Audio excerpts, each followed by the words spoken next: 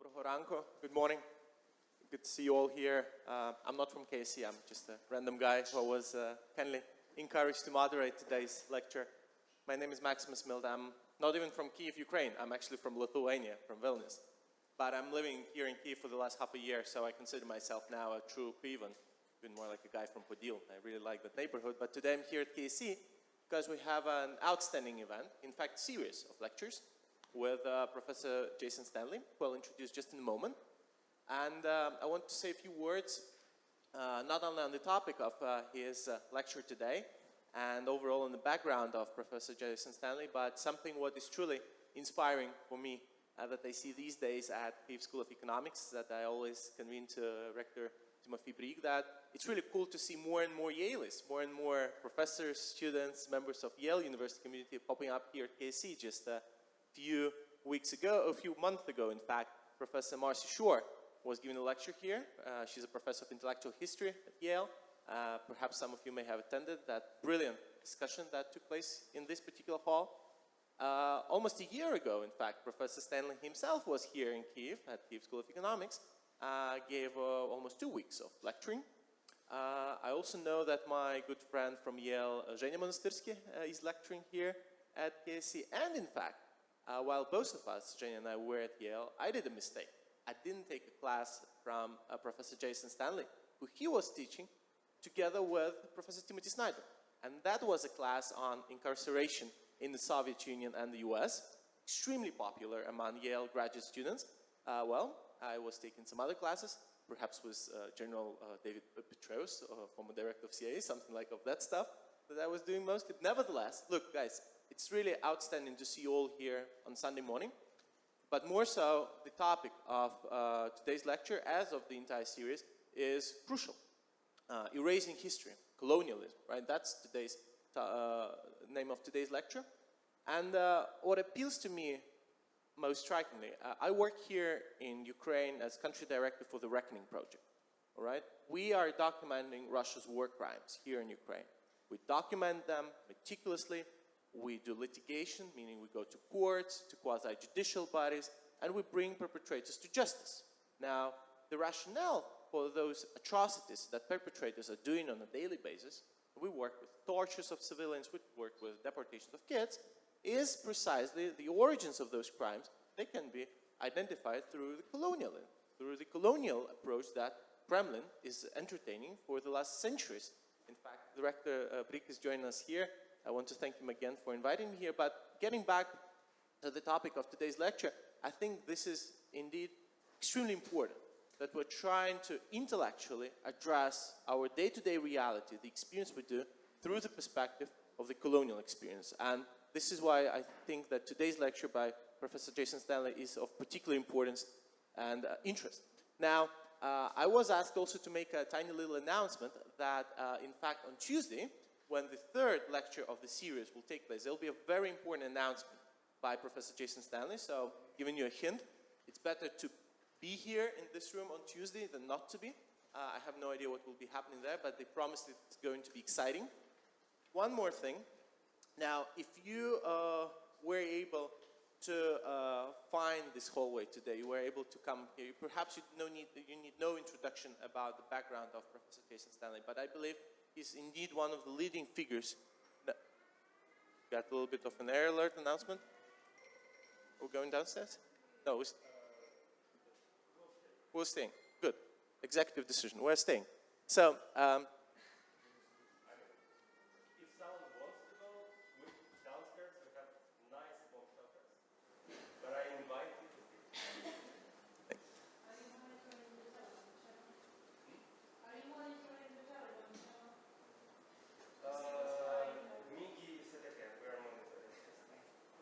So getting back on Professor Jeyson Stenlí, I'll perhaps make a brief introduction of his background. And I guess some of the books of his that I'll mention, they have been read by many of us. And if not, I truly recommend to do so with them. Currently, he's a Jacob Urowski Professor of Philosophy at Yale. Before joining Yale 11 years ago, he was teaching at Rutgers. He was also professor at the University of Michigan and at Cornell.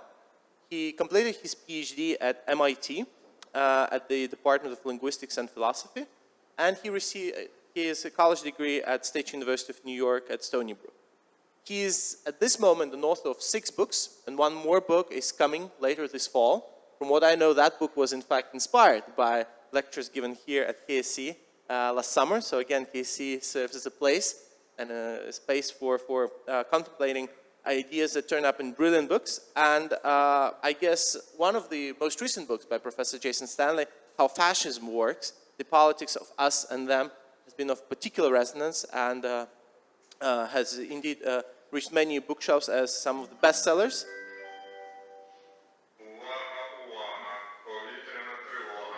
Right. And Professor Stенley's most recent book, published in fact last year in November, The Politics of Language, was co-authored with David Beaver with Princeton University Press.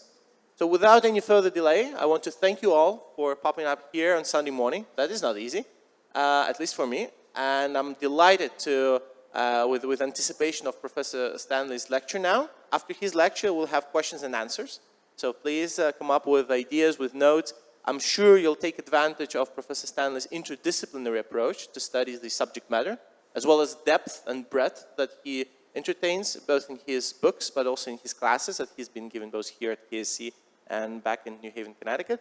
And thank you, Rector Timothy Brick, once again for inviting us all here. And Professor Stенley, the floor is yours.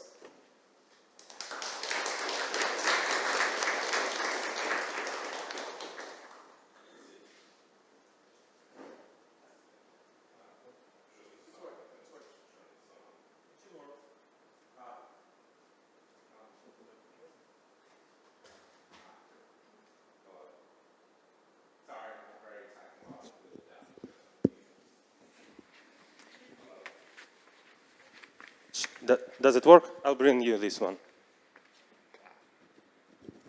Hello? Okay, so I'm going to be talking in the next 3 lectures, or definitely the next 2 lectures, about a book I just completed called Erasing History. I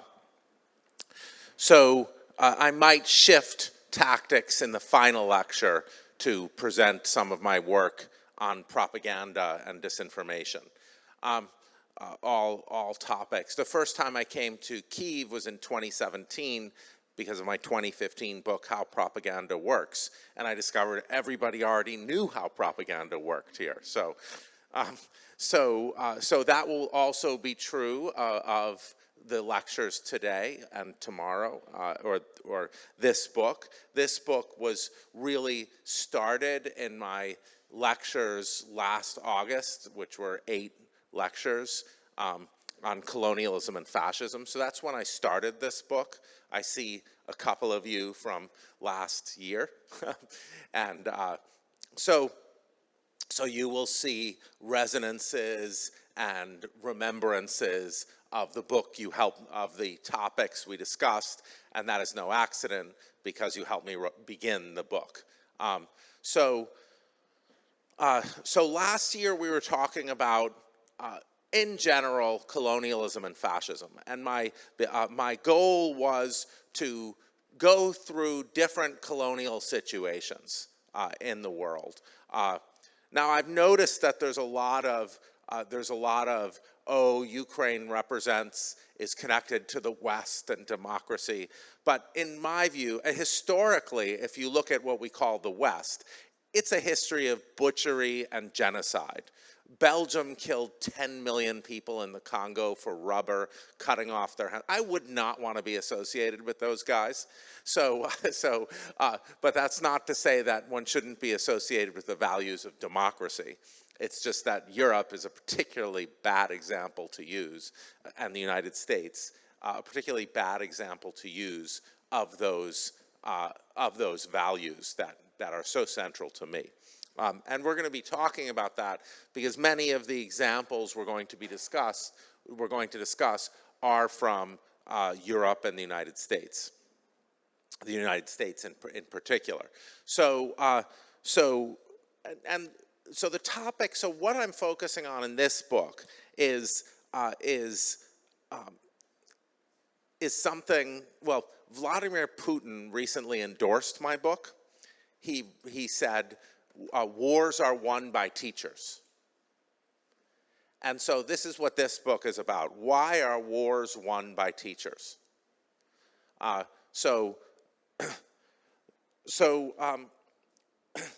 I'm going to be talking about is the strategy of the ways in which erasing history can manipulate a population. Now, before I begin, I just want to say something about that phrase, manipulating a population. There's this idea that, say, white Americans are only okay with the fact that black Americans have 15% of the wealth of white Americans because they've been lied to in their schools.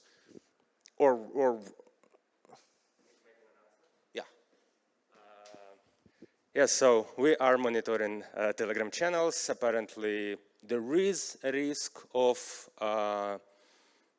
it's not a MiG, there is a risk of ballistics and missiles, so I invite you to go downstairs to our bomb shelters. We booked the room where we can continue the lecture.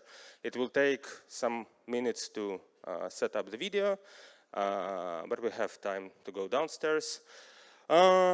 I will show you the way you can proceed with me, okay?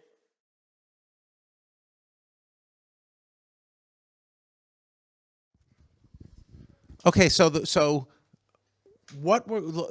last year was about the general structures of colonialism and fascism. For example, we talked about British colonialism in Kenya in the 1950s when they had mass concentration camps and they tortured people who they thought had Kikuyu identity. So there was a revolution by the so-called Mau Mau revolution, and they set up these camps. They tried to extinguish the Kikuyu identity, and they set up these camps, and they had this process called screening where they'd try to see if people had Kikuyu identity. That's one of the 40-plus tribes in Kenya. And then they would torture them if they had Kikuyu identity still. And in the schools, you weren't allowed to speak Kikuyu. You weren't allowed to speak any of the native languages. And if you were found speaking one of the native languages, you had to wear a sign saying, I am a donkey, or I am stupid. So this is the history of Europe. So careful when you associate yourself with that place.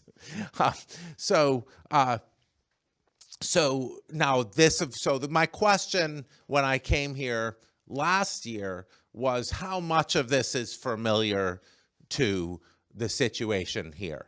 How much, when you're trying to represent a cultural identity, a language as somehow, when colonialists are trying to represent that as somehow a confusion, somehow something that doesn't really, is a kind of mental disorder and needs to be extinguished. That's a characteristic trait of colonialism.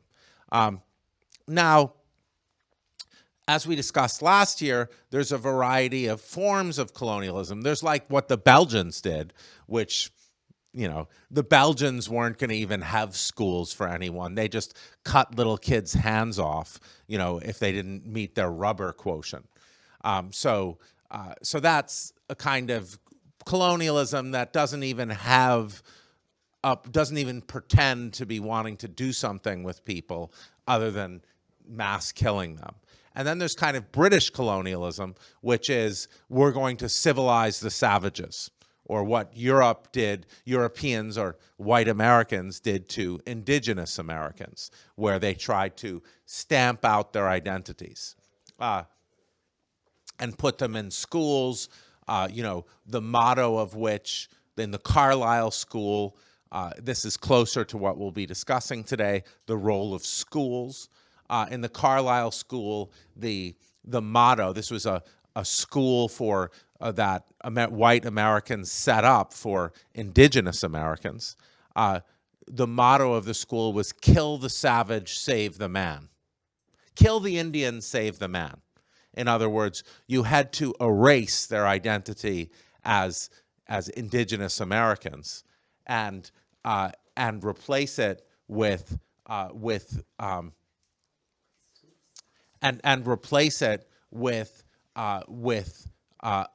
Christianity, European identity. And this is based on what's known in some of the literature as the civilization savagism paradigm.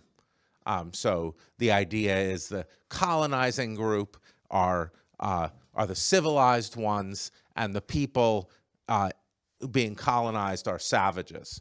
And they need to be educated, and they need schools that will educate them so they can become civilized. And in the case of the United States, this meant erasing any hint of indigenous identity.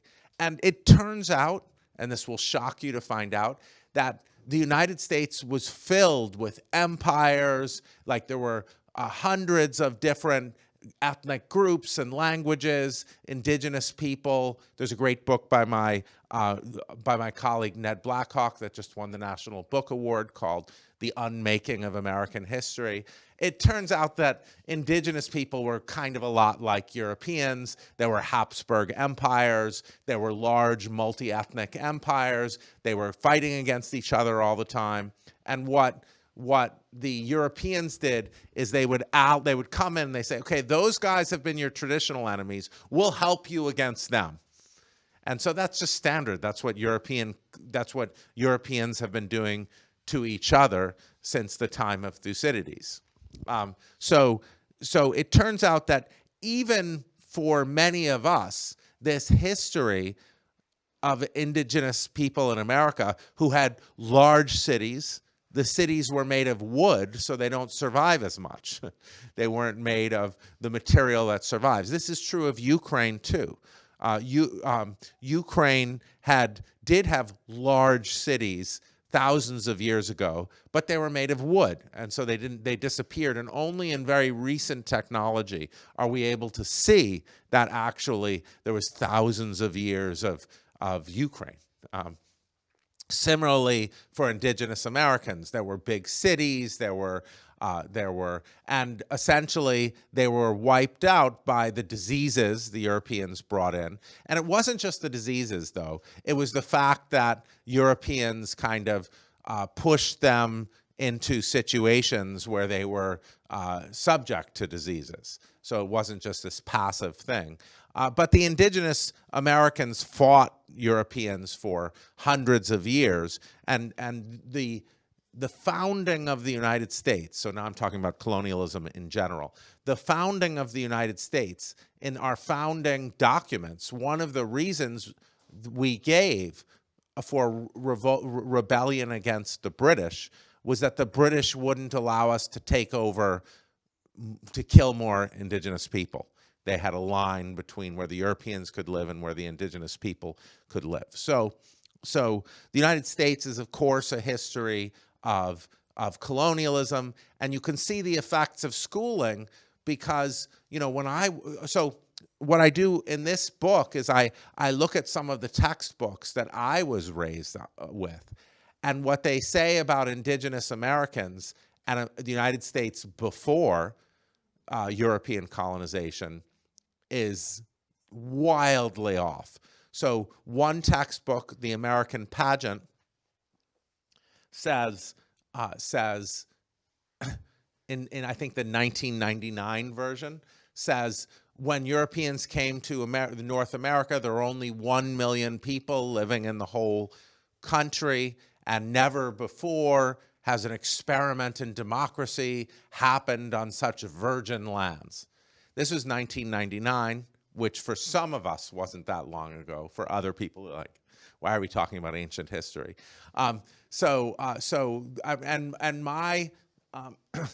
Even though I'm 40 years old, my textbook, I went to school in the early 1980s. And back then, it was just we were taught that hardly anyone lived in the United States. It turns out can anyone guess how many Indians, indigenous Americans, were living in the United States then?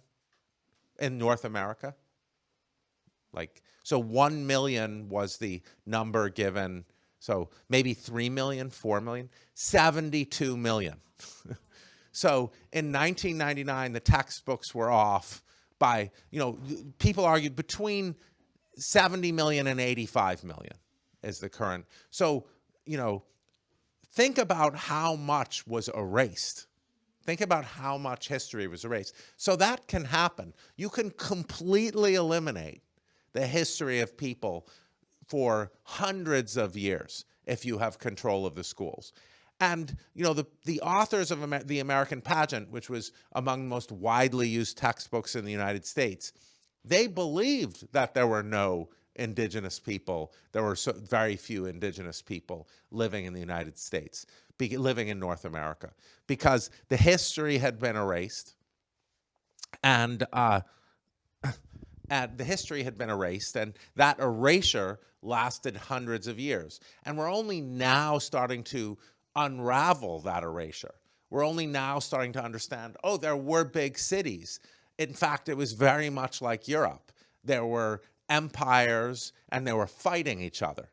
And the French would say to one empire, we're going to be your friends and help you against the other empire. And then the English would help the other empire. And then it was just business as usual for a while until a lot of factors killed a lot of indigenous Americans. Their disease is very central. But it isn't until really now that we're starting to understand that, Europe invaded another place that looked a lot like Europe. So these erasures of history can have enormous effects and last such a long time. But the good thing about reality is that it's always there to be discovered. So it can't be permanent, these erasures of history. But, I was raised with completely false beliefs about the country I lived in. And my teachers had completely false beliefs as well. So what we're going to talk about, let me go through so what we're going to talk about is kinds of erasures, different kinds of erasures. So I just told you about one kind of erasure, a characteristic colonial erasure, where you completely erase the history of a place and you represent it as having no previous history. This is very common. The European settlers of Israel did this. The European Jews, my family I'm Jewish, but my family went to the United States. The European settlers of Israel came in and said, there was just savages there, and we're going to civilize it. We're going to make the desert bloom. But in fact, there were already people there making the desert bloom. So colonialism is one structure we'll look at. But we also want to look at, there's also a fact that in schools, it's perfectly legitimate in your country to spend a lot of time in the history of your country. Like in Ukraine, you're allowed to spend a lot of time in the history of Ukraine. In the United States, you're allowed to spend more time on the history of the United States than the history of Ukraine. You should, because that's your country. You need to know about your past. And the history of Ukraine, well, it's more and more relevant for the world right now. Now Ukraine everybody knows about Ukraine. But a few years ago, I would say there were a half dozen people in the city of New Haven who had heard of Ukraine. So that has changed. But in Finland, there's a lot of history of Finland. In the United States, we don't learn anything about Finland. And that's okay, because when you have a country, you need to know about the past of the country in order to know how to fix it. Like, you represent, American schools they misrepresented the history of Native Americans, so you didn't have to do anything about it. So you didn't have to make any corrections for that history. Right now in the United States, they're trying to pass laws that say you're not allowed to teach about, and we'll talk about this, the concept of structural racism. So structural racism is the idea that there are effects of times in the past when there was explicit racism. So if you look at the fact that Black Americans, who are our national minority, 14% of the country, that they have 15% of the wealth, that your average Black American family has 15% of the wealth, is born, if you're Black American, you're born with 15% of the wealth of a child of a white American family. And so the explanation for that is Black people weren't allowed to buy houses for a long time. Banks didn't lend Black people houses. And the major source of wealth of Americans is the house they inherit from their parents. So most Black people in America never inherited a house from their families. American real estate is like real estate in Kyiv, as I recently discovered. It's really expensive. So when you inherit a house from your parents, it's like it can be worth $2 million. If you don't inherit anything from your parents, you don't inherit $2 million. But that fact about the past is relevant today, right? Because it turns out that the bad things in the past have effects today. And that concept is the concept of structural racism, that there are structures, in this case, home ownership, that keep white people and Black people, keep the hierarchy of white people having wealth and Black people not having wealth alive because of inherited wealth. Capitalism is not supposed to have inherited wealth. That's, inconsistent with capitalism. But, of course, there is inherited wealth, so it looks more like oligarchy than the way capitalism is supposed to be. But they've now made it illegal. In many states, it's illegal to talk about structural racism in schools. So I forget the exact number, it's in my book, maybe 22 states, you're not allowed to talk about the concept of structural racism in schools. And now they're moving to make it illegal in universities. So this class would be illegal in Florida, for example. So you can teach it in Ukraine, but not in Florida. So why do they want to do that? They want to do that because if there's no structural racism, if people don't understand the concept of structural racism, if people don't understand that concept, then there's no reason to have programs that address racism, right? If there's no structural racism and people aren't hating on Black people anymore, then there's no racism. And so then you don't need to have programs that address racism. So that's why they eliminate the concept of racism. Let me take another example of the elimination of concepts. So you see how elimination of concepts works, right? It's not just erasing history, it's also erasing concepts and perspectives. So I'm going to talk about concepts, I've given you an example of erasing history. The fact that in the schools I was educated in, there was massive ignorance about the whole previous society that lived there.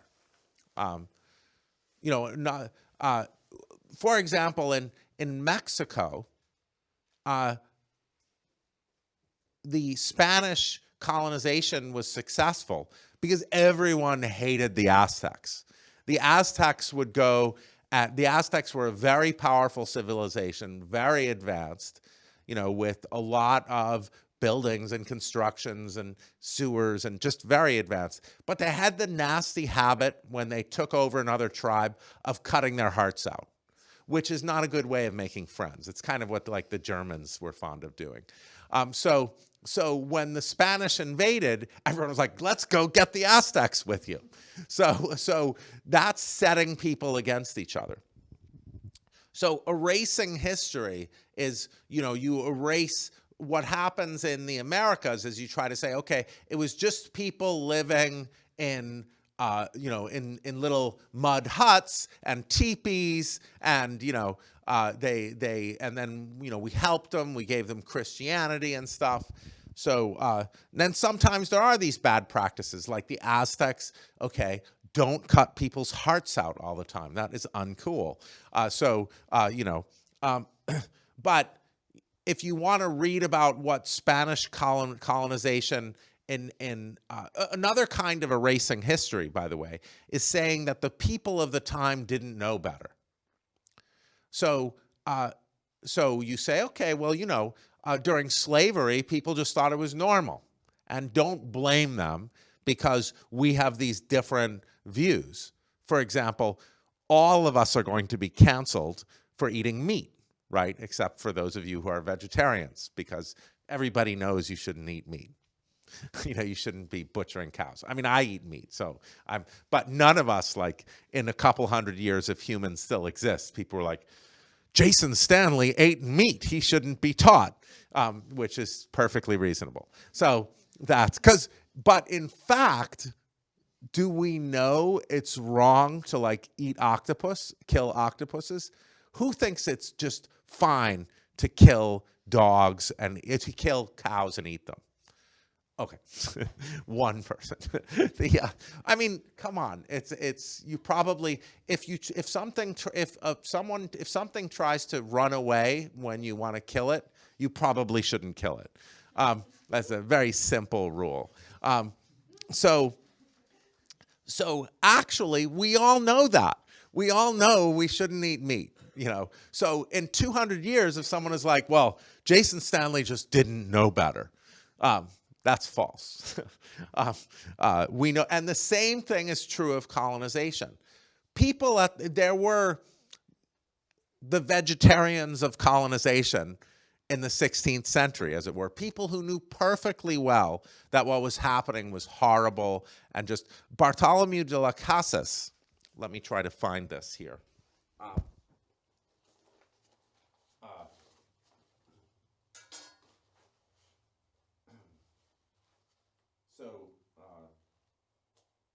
Stay here. We can't leave. All right, exactly. I could teach you false history right now. So this is a 1542 book about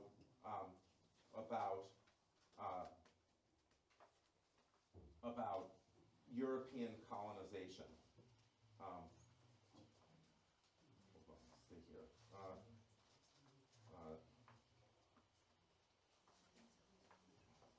right. Well, I'll just since I can't immediately find it, I'll just tell you. Bartholomew de las Casas wrote a book in 1542 where he described what the Spanish were doing in the Americas. And he said, they're roasting people over open fires.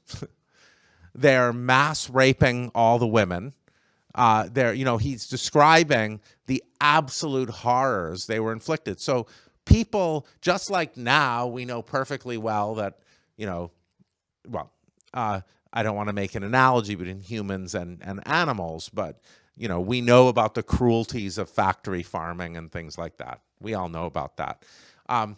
Similarly, in the 16th century, there was like a book that told you that they would go into cities, the Spanish conquistadors, and like burn the men over roasting fires, rape all the women, and enslave, and kill. I mean, I don't want to go into it. It's horrific, but they knew that. And Bartholomew de las Casas was trying to alert the Catholic Church in Europe to what was actually happening. So it's in fact not true that people don't know.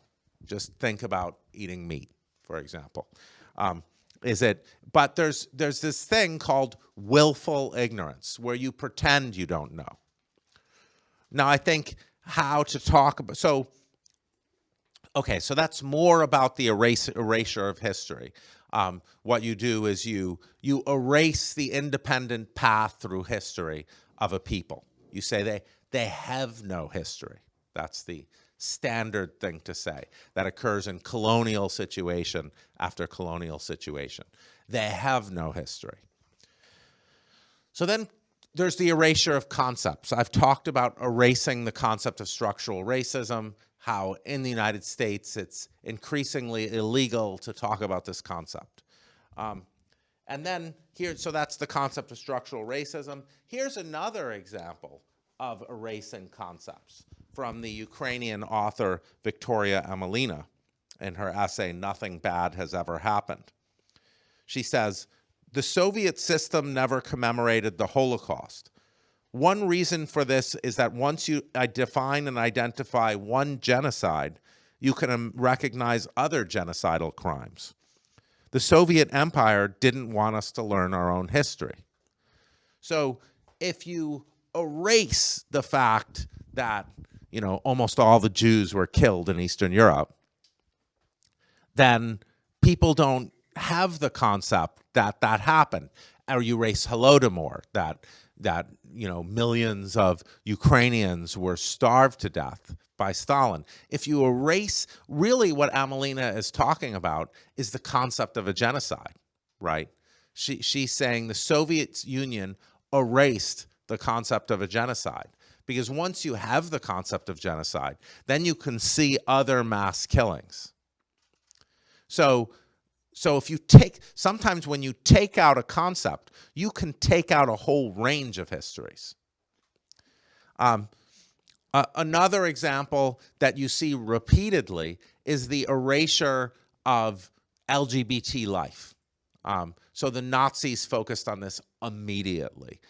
Magnus Hirschfeld was a gay Jewish scientist who had the Institute for Sexuelle Wissenschaft in Berlin that had the world's largest collection of LGBT literature and representations of gender fluidity.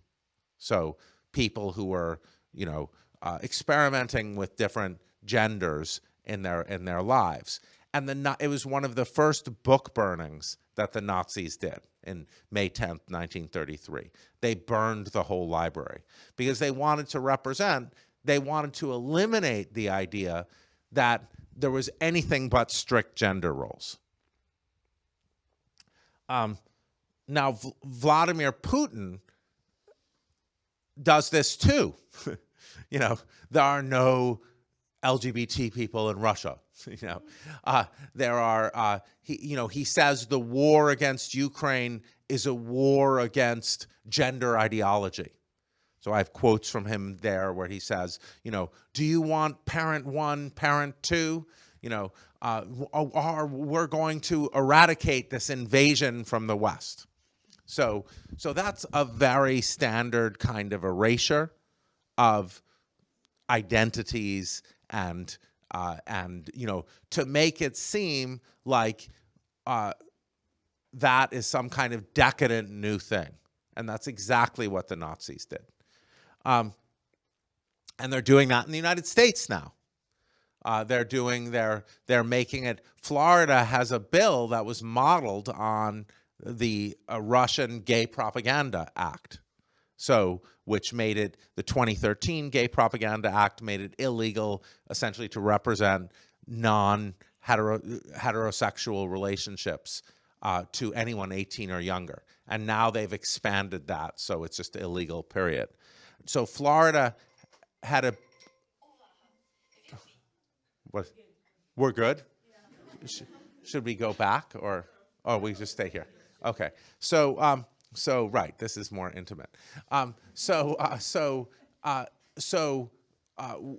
Florida had a bill called the Don't Say Gay bill, which said that you couldn't mention non-heterosexual relationships in classrooms, elementary school classrooms. Now, the bill was challenged in court and didn't pass. So it got taken down. The bills about race have all passed. So you know, it's illegal to teach critical race theory now in universities. So critical race theory is the study of structural racism. But this constant erasure, and what the erasure does, imagine if you're the child of two women, or the child of two men, or the child of non-binary people, Americans, then you're going to think of yourself, of your parents, as some kind of freaks if you don't have that background that there have always been. 10% of the population has always been LGBT, dating back through all history. So when you erase these, so that's an erasure of a perspective. The perspective of LGBT persons. Now, all of these go together: erasing concepts, erasing histories, and erasing perspectives. Because when you erase a history, you also erase a perspective. If the only, okay, so what I've done so far is I've laid out for you the way history gets manipulated. And showing the example of the United States, you can see that history can be manipulated, so no one even knows. Of course, indigenous people knew that there were a lot of indigenous people. Indigenous people knew that they had a history, but they weren't asked. So I thought there was no indigenous people in America growing up. There were just a few. Even though I lived right next to the Iroquois Nation, which was a giant empire that ranged across 1,000 miles. I lived right next to the Onondaga Reservation, and the Onondaga tribe were like the leaders of the Iroquois Nation. And they could have told me that, but I didn't ask. And the authors of that textbook, The American Pageant, also didn't ask, and they believed it.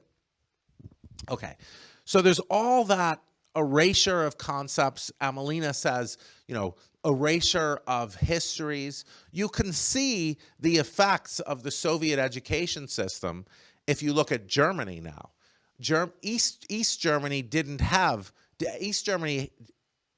had the Soviet education system. And they were told World War II was a war between capitalists and communists.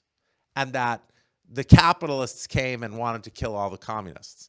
Now, Hitler did hate communists because he thought they were all Jews. So it was like a war against communism in some sense. I don't want to suggest otherwise. But he also thought Slavs should be enslaved. His plan was to make Ukraine into a place where all the Ukrainians were treated like black Americans in the antebellum South.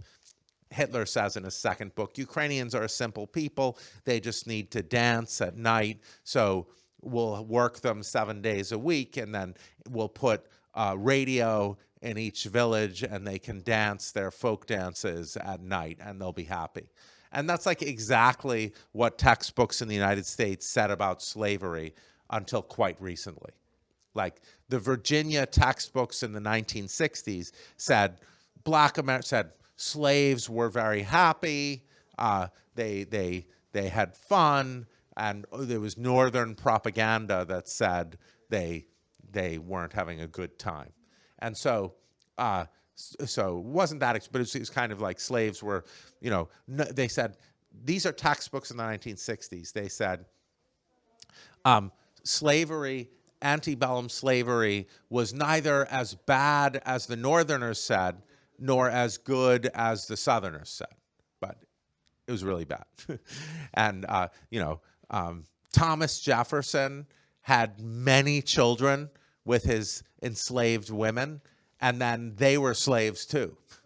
You know, so everyone, when you think about the United States before the Civil War, everyone's walking around, everyone is raping the enslaved women.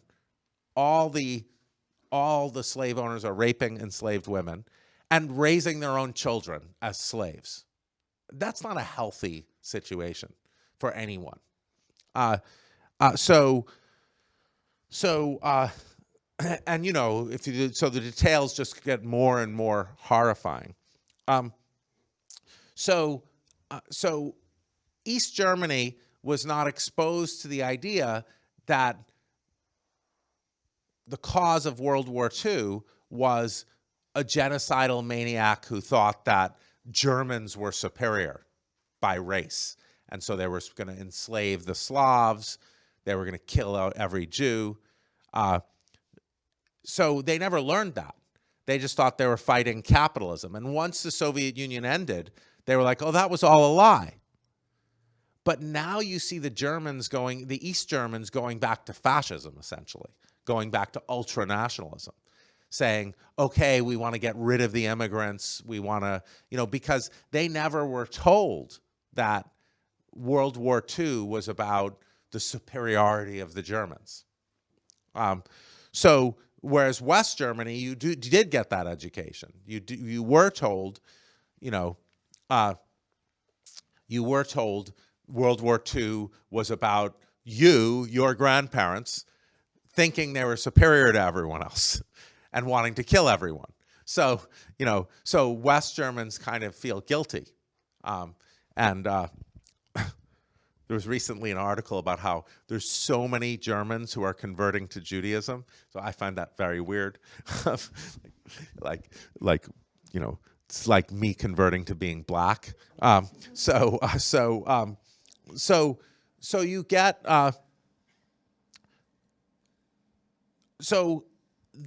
these kinds of erasures, like the erasure of a concept of genocide, the erasure of white supremacy, both in the United States and essentially what you're doing, what the Soviet Union did was erase this idea that the war was about race.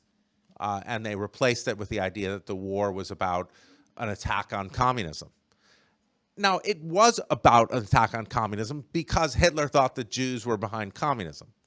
And communism was a system that brought equality. Hitler's idea was that life is a war between races, and communism was an invention of Jews to pretend that everyone is equal. So you got to get rid of communism because everyone is not equal. The Germans are superior. And none of this was taught in Eastern Europe, in East Germany. So that's why you have a return. That's one reason you have a return to essentially fascism. Because people don't learn that that it's really bad to think your group is superior to other groups. Like, that has terrible effects.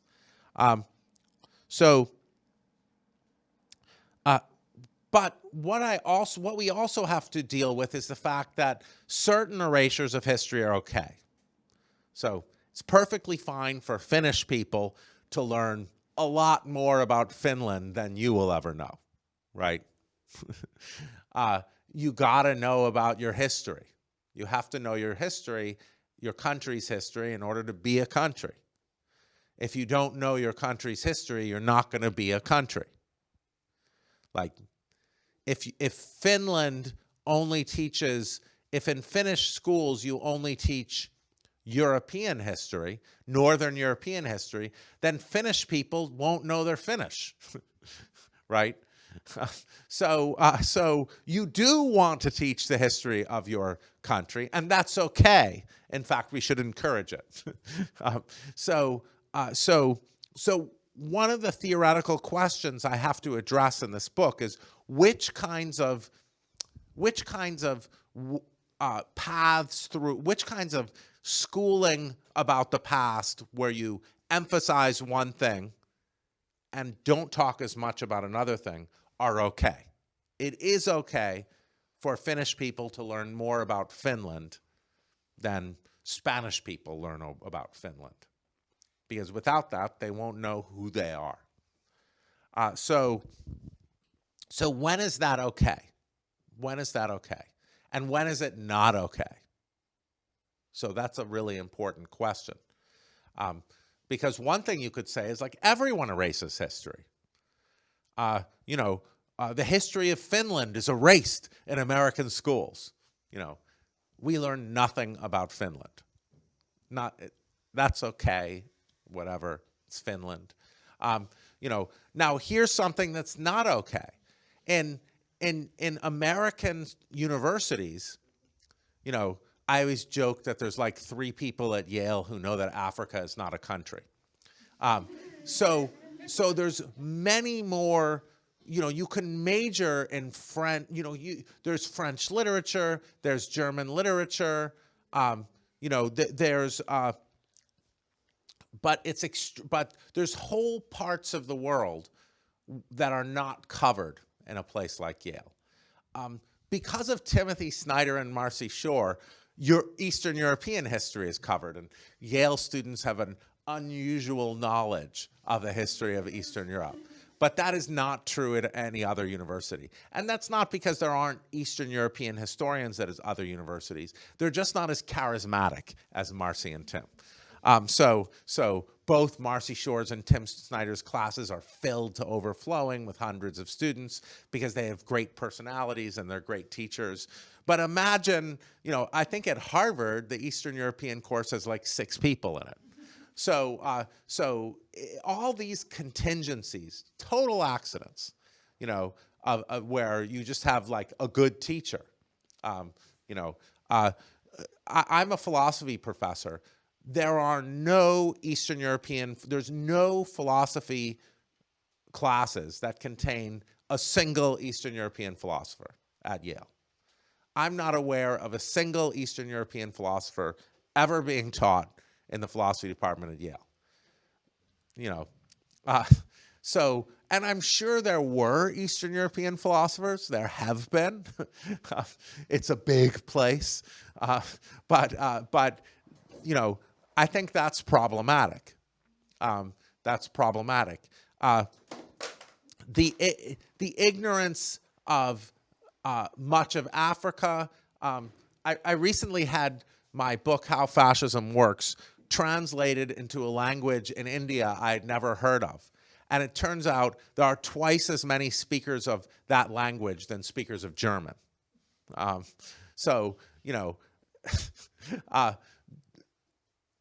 how do we draw the line? I think it is deeply problematic that at a place like Yale, there are lots of French historians, and there's just like Marcy and Tim who teach Eastern European history. And there's very few people. I mean, how do you teach, like, the one African country I know about is Kenya, and there's over 40 tribes with 40 different languages and 40 different practices. Then you go to Congo, and there's over 150 different languages and 150 different tribes. So there's kind of an impossibility about covering the whole world, so you have to be sensitive to that.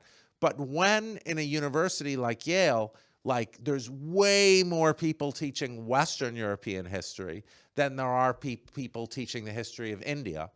By the way, there are more people in India than in Western Europe. And so that looks to be problematic. Maybe a university should represent the histories according to the populations. That would be cool.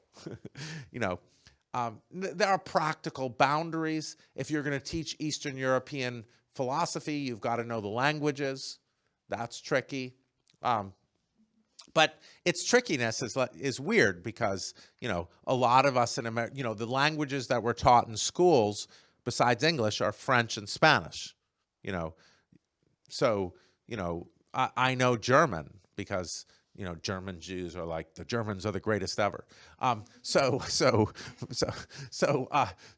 Polish Jews are not like that about Poland.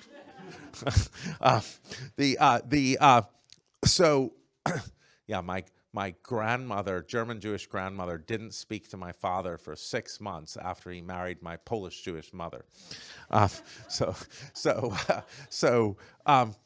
So how do we think about what's problematic and what's not?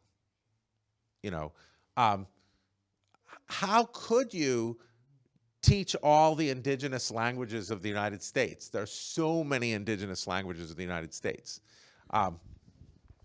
So how do we deal with, on the one hand, it's impossible to, on the one hand, it's totally okay to focus more on your country. And if you don't focus on your country, you won't have a country. And that's what they tried to do. That's what the British tried to do in Africa. The Belgians just killed everyone.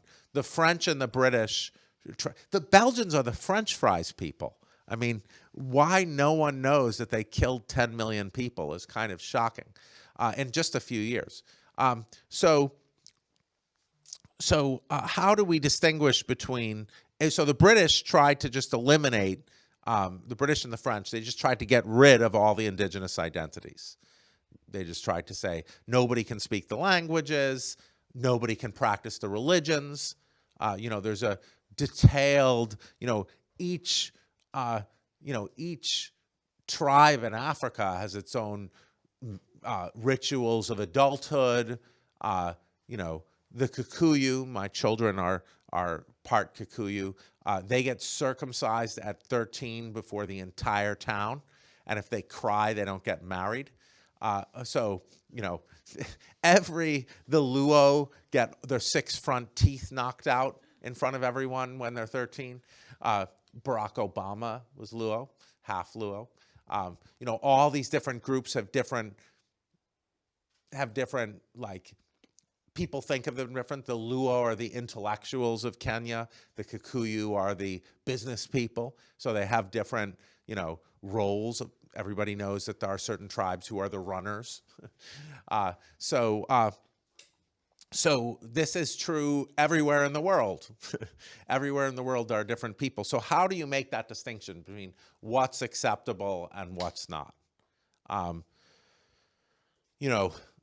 when you make a country, especially if it's a democracy, has to have many different societies. I don't believe you can really have a democracy unless you have different groups with different religions, because then it sort of collapses into some kind of extreme nationalism. It tends to do that.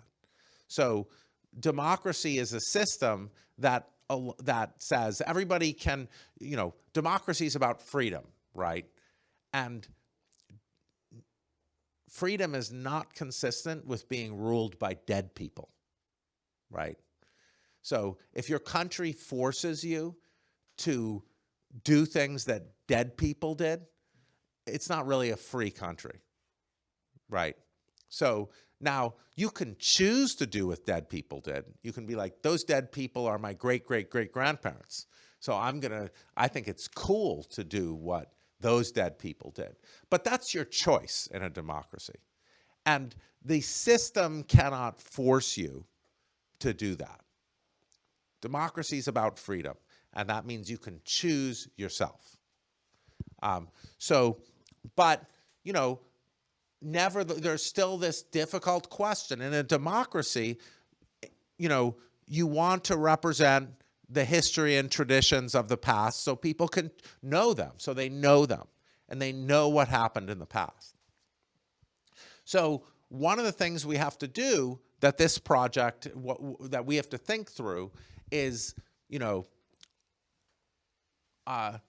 so we know that you're not supposed to erase the history of the people who live there, because if you do erase that, then you won't know, you won't know what's going on. The people whose history you're erasing will know what's going on, and then you're going to get conflict, because one group will be like, what are you talking about? You don't have any history. And the other group will be like, yes, we do. And then, there's going to be conflict. So to avoid that conflict, in schools, you better teach everybody's history, or else you're going to have conflict. Now, if you're a dictator, you want there to be conflict. You want there to be conflict because I mean, not always. You can have a kind of dictatorship like in North Korea where you say, we have always, well, I don't know how many different groups there are in North Korea, so I shouldn't speak about it. There's always different groups in a country, and the idea that everybody is the same and comes from the same traditions is always fake. So dictators like to have conflicts between groups so they can play them off each other. And then they can say, you need me for stability. So how do we balance these things? People need a common history. They need to understand what the different groups in their countries have gone through. So they need that history. They need to know what the traditions are, the historical traditions. But they can't be forced to take them on, because then it's not a democracy. Now, the problem is, every time a country faces these issues, they end up making anti-democratic choices. They end up forcing people to take on traditions that they don't want to take on. They end up choosing one group over another group. And none of these are consistent with democracy. So we're going to talk about problematic cases of erasing history. Victoria Amelina's example of the Soviet Union erasing the Holocaust. By the way, something weird is happening. You guys are not asking questions or making points or objecting to me. Last summer, everybody was talking a lot, right? Okay. What? Is it okay to make questions? It's necessary. Okay. Okay, go. I have a point about this logic conflict about Russians and Soviet Union Empire, that they use that there is no LGBT people, and but they made a prison culture when it's okay to rape somebody, and then to practice something like that. And also they make this in the front lines, in the concentration camps, or so on for now. And I think that it's quite interesting to speak about this when somebody tells, is it incorrect to eat meat? But in case it's your enemy, let's take out his heart and eat it. Right. Brilliant. Yeah. So if men are not sexually attracted to men, then there can't be rape between men and men happening in Russian concentration camps, right? So that's, you are erasing what's happening. So here's another weird thing about war and oppression. In the United States, racism takes the form of saying black men rape white women. So there's so lynching, where where just vigilante groups would hang black men repeatedly. The reason given was rape. Ida B. Wells has an 1892 book, the black American journalist in the 19th century, called Southern Horrors, about all of this. And she says, they say black men are raping white women, but white men are raping black women all the time, everywhere. And no one is talking about that, and there's no penalty for that. So mass rape of black women and girls was just a feature of the American South. And yet, Like domination. the what? Domination act. Domination, They want right. to make some Well, yeah, but when you're thinking about erasures and erasing history, like that erasure allows certain kinds of domination to occur. So, right, and you gave another example of that. Similarly, in Myanmar, with the Rohingya, which was a genocide, an ethnic cleansing and genocide of almost 1 million people, it started because of claims that Rohingya men had raped the Rakhine are the largest ethnic group in Myanmar. And social media had this rumor that 3 Rohingya men had raped a Rakhine woman. And so the Myanmar army went in, which is a terrifying army. There's now a rebellion against them. But they went in and they mass raped the Rohingya women, you know. And the reason was supposed to be that a Rohingya man had raped a Rohingya woman.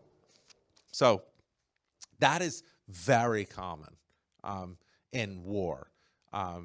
Timothy Snyder once said, "The enemy women cannot be raped." That's the ideology that people think. They erase that. And you gave another example of that. If there's no homosexual desire, then these rapes cannot be happening. I don't want to risk us getting too far off topic, but I feel inspired to draw a distinction. Rape is not really primarily about sexual desire. It's about violence and domination. Exactly right. It's about domination. Yeah, good point. Right. Excellent point. Right. So this example is, well, both examples are deeply problematic. But the explanation I gave fits more the American case. Yeah, I actually had a question about the concept of the democracy, because I live long time in Germany, and I do see this is the country that allows lots of different groups living, and they have very strong democracy. But on the same page, for example, recently we see lots of strange stuff happening in Germany. For example, well, yes and no, and different different sides of it. For example, the Russian rallies are allowed in Germany, and the Russians can go through cities and with Russian flags and promote Russia there, and this is allowed because this is a democracy. Also, like recently, there were really big meetings of Islamic groups who demand the state of caliphate in Germany, and these meetings are allowed because this is democracy. So my question was, you as a historian and as philosopher, how can you define the real democracy which allows people to live not being suppressed, but also which can set the rules or boundaries for something like, Russians and Islamic State not to happen in Germany? Right. Thank you. Excellent. Well, let's just take the practices of, practices of suppression of women. That would be the main example, that, lots of cultures suppress women. Orthodox Jews, women and men have very different roles. But you want to let, you don't want to represent, you're asking like the hardest question. Like you could say, okay, we're not going to allow Orthodox Jews or very religious Muslims to treat, or very religious Christians to treat women and men so differently and to oppress LGBT groups, things like this. But some people choose to live like that. So all my living relatives are except my brother, are ultra-Orthodox Jews. And they wouldn't live I know them, they wouldn't live, there's lots of good things about their society.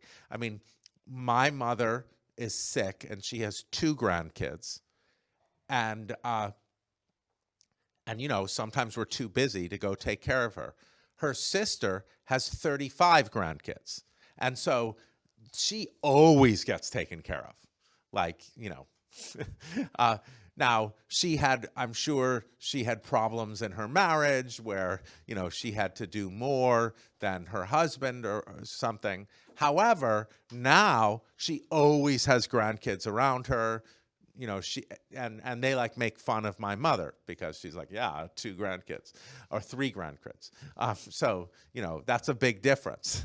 So some people, or, you know, Muslim feminists will say, we don't have to wear makeup and high heels.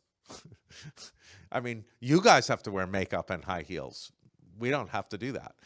So there are many Muslim feminists who say, what you say is oppression, you know, we see you guys oppressed.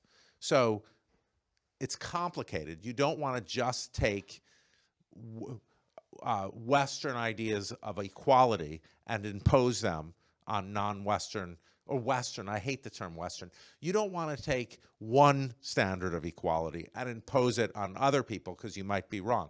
However, there are certain practices that you really shouldn't allow, like female genital mutilation, as an example. But you don't want that practice to justify just destroying the history of a group. So how do we draw that line? Those are vital questions. You know, you can't tell Orthodox Jewish women or Muslim women that they're oppressed and they need to be freed, because many of them are like, my so-called oppressive life is better than your life. You know, and I can clearly see that's the case.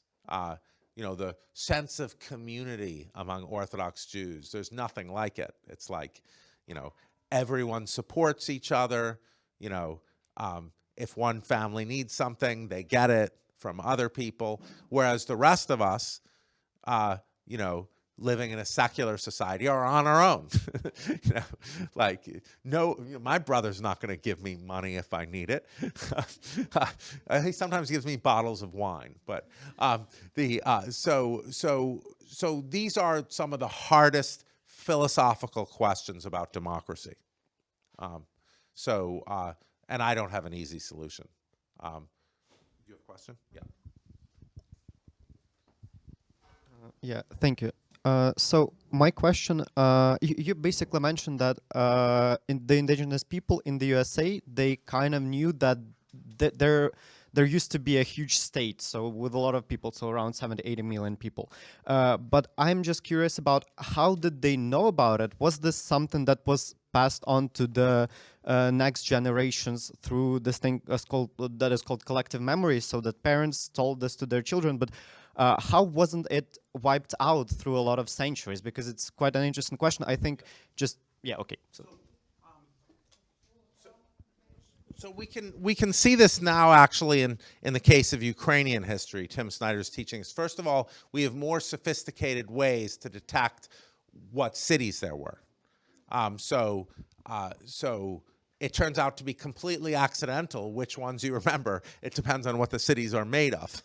And so then I think, I recommend Ned Blackhawk's book, The Unmaking of History. You're asking a great question. I do think partly it's asking indigenous people. You know, there's just a lot of knowledge in indigenous communities, just like, you know, if somebody tried to wipe out, you know, Ukrainians have kept their identities for a very long time, despite a great effort to get rid of them.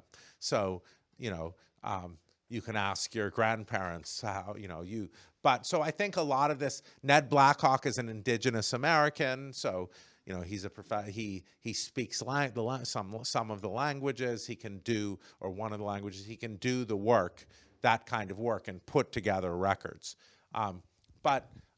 So it's a great question. It's about the methodology. And I don't really know the answer because I'm a philosopher, so I don't have to know these things. But but what I have read is that the current scholarly consensus is between 70 million and 80 million indigenous people. Great question. How is that scholarly consensus come upon? I don't know. Thanks. I have a question about when the erasure is okay or not okay, and when it is an erasure. So in Ukraine, there is Crimean Tatars, which were not long ago designated as indigenous people of Crimea. And since the Soviet tradition, they were kind of looked upon because they were treated as the traitors that collaborated with the Nazis during the World War II. And now we have this shift when we are teaching their history at schools, but it's like, I feel that we only use it when it kind of, to play that advantage to our hand. And we only talk about few moments of their history when it's tightly interweaves with ours. And it's not like we don't say that they don't have history or they don't exist as a people, but when we only talk about it, kind of when it benefits us, do we still eradicate their history, or do we like trying to make a baby steps to I don't know, acknowledge them as the people with their own history and culture? Thanks. Great question. So your point is we do often we can preserve a history, but do it strategically in a way that's not really preserving it for that group, but preserving it for the dominant group. So this is another conceptual question one has to solve. It's a great point. And I think that the way to go is have each group's history be provided by that group. So you're not manipulating that history. You're not telling, in historical studies, there's this concept of telling the history from the perspective of the dominant group. So in American history, you don't want to tell the history of black people just from its effects on white people. So that is often done, telling the history of black people just from how they interacted with white people. And it could be the same for Crimean Tatars. I think beginning with using the term "are" to mean Crimean Tatars and other people is helpful. So then you're like, they are us because they're part of our country. And so not using, this often happens to me when I say we or us, meaning only white people in America, and them meaning black people. So I always have to be corrected with that. But I think you're making a great point that, well, what you're saying is you're bringing out the dangers of writing another group's history from the perspective of the dominant group. Maybe it's a question of guilt, because our brain works that way, that we want to be good guys. We want to be angels, we want to be people that do all kinds of stuff around the world, but in case we have some bad sides of our history, of our commitments and so on, it's not convenient. And maybe in that your statement about Eastern Germans, and in that case, it's that Soviet propaganda about that case, but it's not convenient to be bad guys. And also we have a little problem with weapons from our allies, and I wrote a statement that Germans have guilt for Russians, that because of World War II. Right. But not so many tanks was technically in Russia. Right. Most of them were here. We're in Ukraine. Yeah. So we're going to get to some of these issues, especially about the concept I call national innocence, when we talk about nationalism next time. So, right, so we're going to get into that. Now, I want to say something just because we have a lot of people and a lot of questions, and we'll have that. We're going to have some constraint. I'm going to go to people who haven't spoken yet and to professors. I'd rather cede my time to the students. Sorry, I just wanted to, about the oral history question. One of the reasons we know, or we learned about Thomas Jefferson's many children outside of wedlock was because of the oral history within the Hemmings family. Then that was treated very dismissively by white historians for centuries until DNA evidence sealed the deal. So, yeah. Yeah, brilliant. Yeah. There were all these black people who said they were Jeffersons. And that was, people didn't take that seriously, and they found out there's a lot of goddamn black Jeffersons.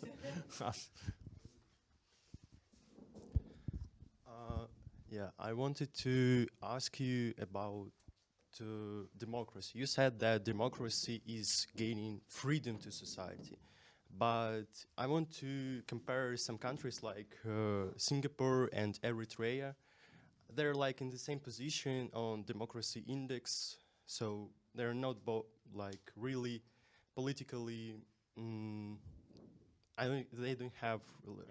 Yeah.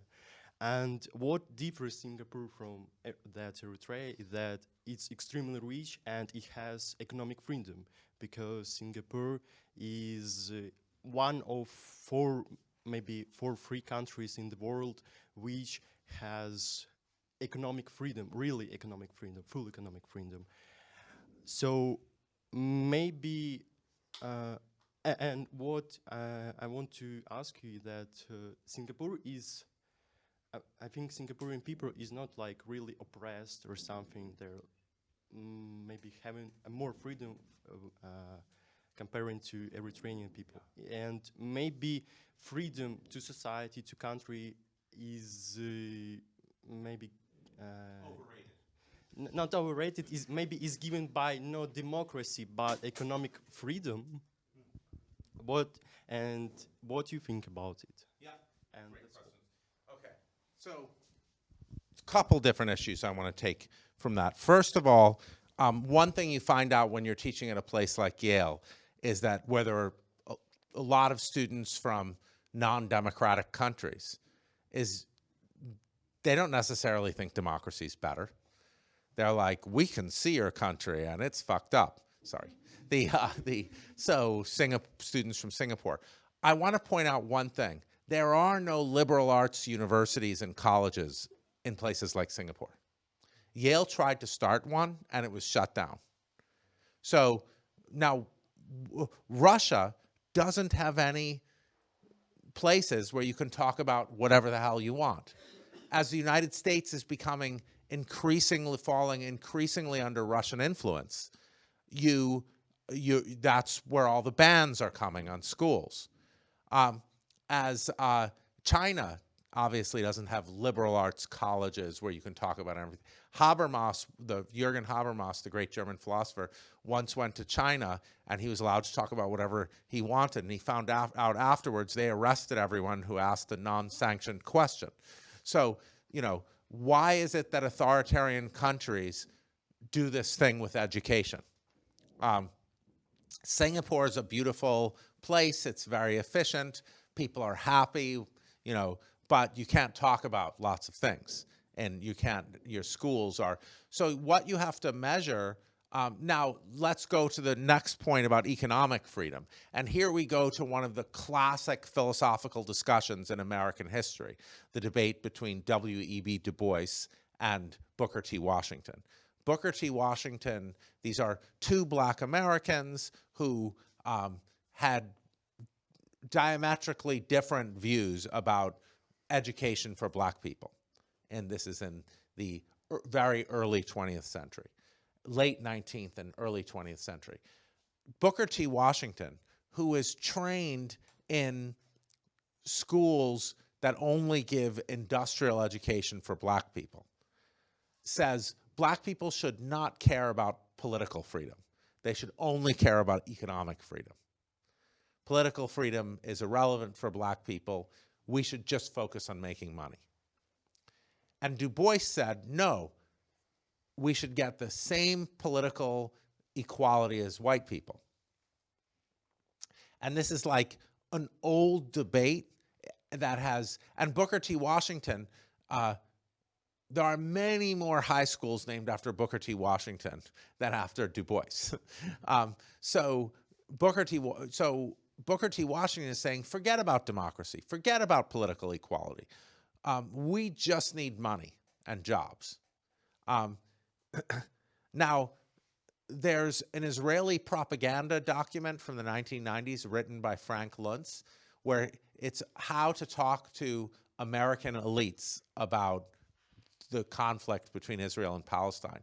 And he says, tell them we are going to give Palestinians a better life. Don't mention political freedom, just mention economic freedom. So this idea that people can have economic freedom without political freedom is used as a means to, well, Booker T. Washington is a black person, famous, important black American, who said that's the way to go. And there are still black conservatives who think that. Clarence Thomas, our Supreme Court justice, is in that tradition. He's like, no, we don't need to care about political freedom for black people. We should, he doesn't care about voting and stuff like that for black Americans. And he's black. So it's not like that's a view that is entirely, it's not like I can say no one holds, I want to say that's wrong. Political freedom is what you want. And political freedom is certainly important for me. And I would also say that if you don't have political freedom, your conditions are worse. It's harder to have economic freedom. I think that's the mistake that, what the quote unquote West did to Eastern Europe after the Soviet Union ended. Nobody talks about that. How many people died in the 1990s when we just gave you economic freedom. We said, okay, go out, no more health insurance or whatever, just go out and make money. And millions of people died in misery and starvation. Where's that story being told? And to me, that plays a role in what has happened, that, people, so I think that if you just give people economic freedom, you're not going to get things like healthcare. You get healthcare because people are like, we're a country, we should take care of each other. Even people who can't work should be taken care of. That doesn't come from economic freedom, that comes from political freedom. You have a sense of responsibility towards your fellow citizens. And economic freedom doesn't cover that. But I don't pretend to solve these questions. I'm just telling you my view. And it's still the case that there are black conservatives who are like, forget political freedom. Let's just take care of our families, make sure we get to buy a house. But I don't agree with that. I don't think, I have many students who come from China and many students who come from Singapore who question the value of democracy because they come from somewhat functioning authoritarian systems, but China's committing a genocide now with the Uyghur Muslims, but there's nothing you can say, they're too powerful. So it's not like that's an authoritarian system where everyone is happy. And because there isn't this idea of equality and freedom, people can act with impunity. I study organizational cultures in Ukraine, and I see a lot of mental models of colonial society within organizations here. And I think that your point about West Germany, that when they started to speak about the problem, then it kind of fixed. So my question is, what's your take on the stance of Ukrainians toward the notion of colonialism? How many people, recognized that actually that was in many ways a colony before? Is there any discussion that you recognize? Yeah, I mean, Alexander Rodinsky is a theorist of colonialism, and his two essays. I forget what the second one is called "The Russian Federation 1 Year Later." The first one, they're two great essays on Russia as a colonial power. Last year we talked a lot about this question. The whole reason I came here was to teach all about colonialism, to see whether Ukrainian audience was familiar with it. So and you probably, but not being an Eastern European historian, I can't really go into Ukrainian history. Or what I'm doing is I'm bringing you a whole bunch of examples. And if you find them like, oh, that sounds like something I know, then, then you can make your own decisions. And that's what I'm going to do. I'm going to talk about the United States, a country whose history I know very well. I'm going to talk about other Kenya, which is another country whose history I know. And I'm starting to teach in my classes authors like Rodinsky, Victoria Amelina, people who are talking about these issues from an Eastern European perspective. So I'm here to tell you, well, this is colonialism, that's colonialism, this is what happens to schools under colonialism, and then you guys figure out whether it applies to you.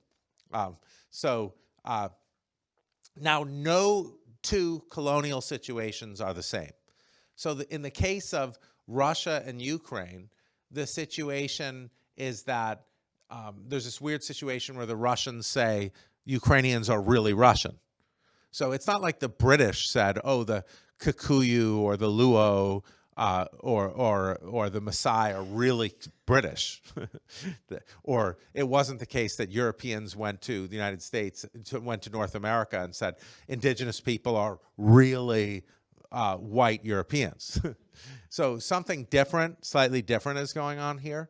I think there are parallels between some other colonial situations like Pakistan and Bangladesh. Ireland and right, an Ur colonial situation. Ireland and England, right, very violent, very. So right, good. Like you're not. There's no real separate Irish identity.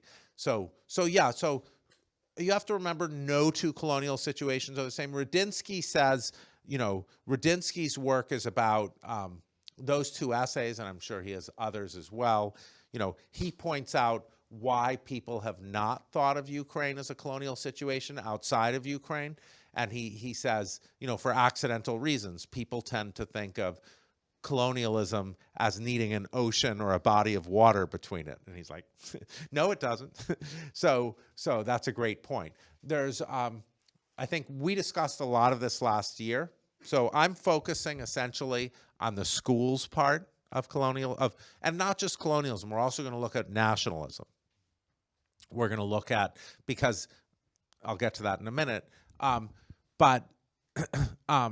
Yeah, I mean, I suspect from my outside perspective that there's a classic colonial situation here, with some differences, but not really. England and Ireland is a classic colonial situation. So there's just a lot of features of that. The stamping out of languages, which happens in the United States, happened in North America with indigenous people. The British tried to do it in Kenya. I'm sure the French tried to do it. So all of that, those are parallels. But what I want to do is present you with a bunch of stuff so you can draw the parallels yourself, because and I also have learned a lot. This book is the result of these questions, these discussions with Ukrainians last year.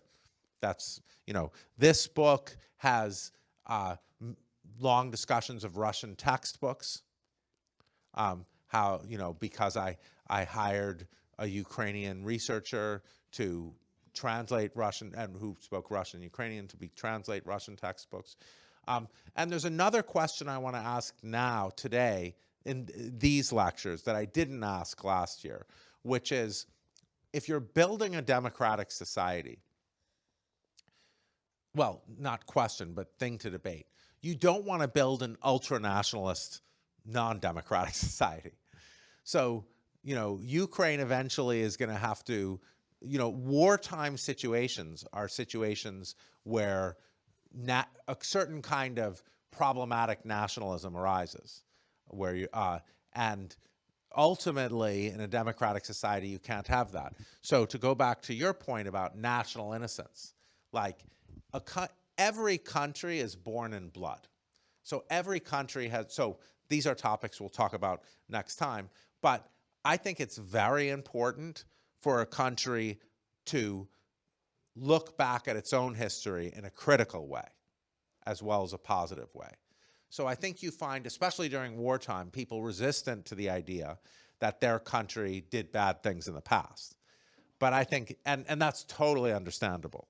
It's like, what's the phrase? There's no atheists in the trenches. You know, it's, you know, suddenly everyone's like, you know, it's wartime. But after wartime, so this is, so you asked, you know, the perfect, you know, that's why I came to Ukraine last year, to talk about colonialism and see how it fit in. And that really affected my book. So this book puts schooling and textbooks, and it goes through indigenous people, and in the United States, what happened to black people, European colonialism, and Russian colonialism in Ukraine. Those are like the major examples. But there's also this issue that I want to talk about how do you talk about your past, you know, which is just more problematic. I think that even if you come from a country where no one has ever done anything bad, you should just invent bad shit because otherwise it's going to be problematic in the future. Can I have a comment? Yeah. I was actually living in the UK during the time when the war with Russia already started, but I could never bring the conversation about the independence and the Ukraine as a separate body, just because I was claimed nationalist straight away by anyone from the academia. So there is always like this kind of tendency and the vulnerability to kind of swift and like start to warn you about your nationalism once you start to speak about your country. And this is like, yeah, it's also a kind of a hard topic to start the conversation on, because I was always like cancelled and rejected just at straight at the beginning. That's what we're going to talk about. Remember when I said Finland, it's okay if Finland talks more about Finland than you guys talk about Finland in your schools? That's the point. Every country should talk about its traditions and history in its schools because you're trying to make policies for that country in the future. You guys aren't deciding anything for Finland. And so learning Finnish history is like whatever. Sorry if anyone is Finnish. So that's why it's very important to talk about problematic forms of nationalism and acceptable forms of nationalism. And that's what we're going to focus on next time. So you're asking exactly the questions that I'm working on, that we should be discussing together. And I'm using you guys, like I did last year, to figure things out and write things. Yeah, also maybe a comment on colonialism of Russia and also of what we were taught in schools. Well, I was at school when Ukraine was already independent, and the word colonialism, of course, never was mentioned in regards to Russia. Yes, it was about Soviet Union and how badly they were treating us, also Holodomor and different stuff. But the word colonialism is, you know, like the psychologists say, if you name the feeling, then you can already deal with this. This word was never mentioned in school. Well, this one point, and another point about it, that I do think that Russian colonialism also has the classical features and not very specific ones, because although they say that Ukrainians are really Russians, that's only the part of propaganda, because when they come to Ukraine, they do not treat us like their own.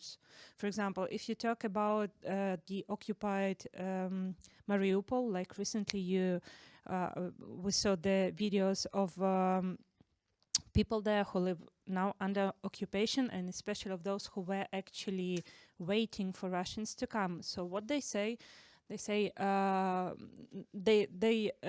had this video that was addressed to Russian authorities, to Putin himself, saying, hey, we were waiting for you. You bombed our houses. Now on this place you built new houses and you actually sell the apartments to your own. But you do not let us live in those apartments. But we were waiting for you. Right. So the Ukrainians, yes. No, so this is still the classical case of colonialism. Let's be clear. The Russians don't treat each other with equality.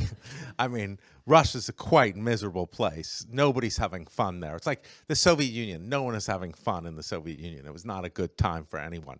But they're all treated equally. They're all like, it's like a philosopher, Sidney Morgenbesser, was part of a protest when he was a professor at Columbia, and everyone was arrested. And the judge asked him, were you treated fairly and justly? Were you treated unfairly or unjustly? And Sidney Morgenbesser said, we were all treated fairly, but unjustly. And the judge was like, what do you mean? He said, well, they hit me on the head, but they hit everyone on the head. So yeah, I mean, I think we can exaggerate how great Russia is to its own citizens. I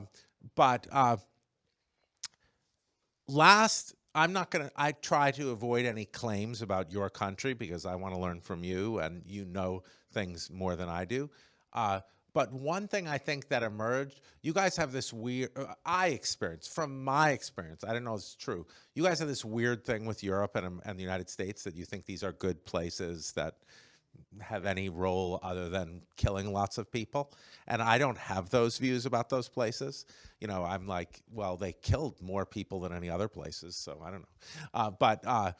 So that, to me, so remember I talked about the civilization-savagism dichotomy? So you guys remember this from last year, that some people were very resistant to being told they were representable as savages. They're like, no, the Russians are savages. No, I'm sure that's what indigenous Americans thought about Spanish people. I'm sure they're like, no, look at what they're doing. They're savages. But there's a question in my mind. One of the things is people were resistant to colonialism because there was a certain kind of racism that I detected. Like, Africans were colonized. We can't be colonized. We're white. And, you know, so that was something that I think, was that fair to say about last year? That arose, that people were like, you know, the concept doesn't, some people were like, the concept doesn't apply to us because we're not Africans. So now I think you could say, you know, take the racism away, and you could say that there's some truth in that. Maybe the Russians don't regard Ukrainians as savages. Maybe that's not part of the psychology. Whereas it's clearly part of the psychology in the European colonization of the North America, clearly part of the psychology in the African colonization of some of the Europe. It wasn't part of the psychology in the Belgian colonization of Congo. They were just like, we want rubber. So I don't know about the civilization. Last year, insofar as there was resistance to the concept of colonization, it was that people wanted to think of themselves as European, and Europeans are the colonizers, not the colonized. So, but I think that's mistaken. You know, I think that, you know, if anyone is savages, it's, you know, Germany and Belgium or whatever. So, you know, I mean, I think everybody sucks. So, you know, but that was the resistance I got to that concept, and that might explain, you know, if people are saying we're really European, then they're saying we're not colonized, we're colonizers. But these are things that, you know, I mean, you know, I'm just reporting what the discussions are, not what my view is. Like, I don't know, you guys are you, I'm not you. So all I can do is, but that was I think there are other aspects of colonialism that very much fit, like colonialism, there's a metropole, like there's a city that all the intellectuals have to go to if they're really the great intellectuals. And I think Moscow played that role for some time. So that's classic. You know, Fanon talks about, you know, the people who go to Paris come back and they have a superiority complex, and like, oh, you're all, you know, I lived in Paris, and you know, so that I didn't know about that before last year, but that was something that people said to me did exist in Ukraine's past. So I think these are all. So going into the end of class, so what we've talked about is we've talked about like what are, first of all, we went through different kinds of erasures of history, erasures of concepts, and erasures of perspectives. We've talked about these effects that they've had. And then thanks to you, thanks to some of the examples we've talked, you know, this is the heat I'm going to get for this. There are always going to be kinds of erasures. There's going to be erasures. Was that you erased the Crimean Tatar case? Very interesting case to think about. You are preserving the history, some parts of the history, but for the dominant group's interests. So that's a kind of unacceptable way of going through history, telling the story of the group from the perspective of the dominant group. So you don't want to do that. That's a classic point in American history.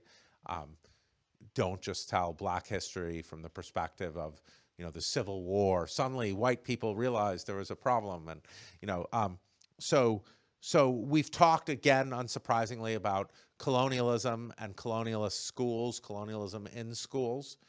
And what I want to talk, and we've talked about some of the deep philosophical problems about many different cultures and democracy, namely, like how do you deal with like unacceptable, you know, things that are unacceptable. We can all agree female genital mutilation shouldn't happen. But you also don't want to impose you don't want to say that Orthodox Jewish women don't have agency. By the way, there's no female genital mutilation, but Orthodox, don't confuse those things. That's not a practice there. So, but you don't want to impose your own. There's the Muslim feminist point, you know, that I mentioned. You know, you guys are the oppressed ones. You have to get facelifts and plastic surgery and all that stuff. We don't have to do that. And now we're moving into the question that I think is very important to think about from my perspective about democracy, and perhaps here too. What's an acceptable form of nationalism? And when do you have a form of nationalism that legitimates and justifies people saying that you're tilting towards fascism? And I'll end with just an anecdote. My first time speaking in Kyiv was in 2017, and I knew nothing about Eastern Europe then. And I said, and I was talking about this point about the distinction between acceptable nationalism and unacceptable nationalism. And I said, well, you don't want to say our country is the greatest ever and our people are the greatest ever. You know, that's unacceptable nationalism. That leads to fascism. And someone raised their hand and said, your presidents are always saying that. Okay, I'll see you guys tomorrow.